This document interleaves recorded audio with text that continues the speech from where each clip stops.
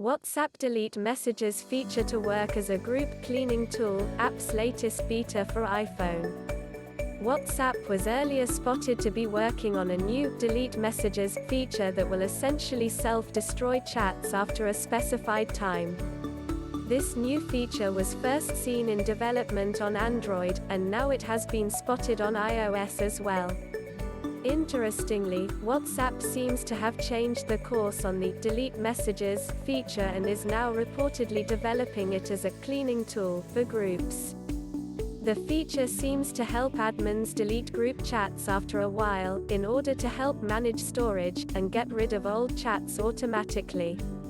Now that we know what Delete Messages feature can be used for, it is a welcome addition to groups that are often plagued with too many chats, unknowingly eating up phone storage. As mentioned, admins will be able to choose how long the messages will last before they are deleted, and they can select options ranging from 1 hour to 1 year.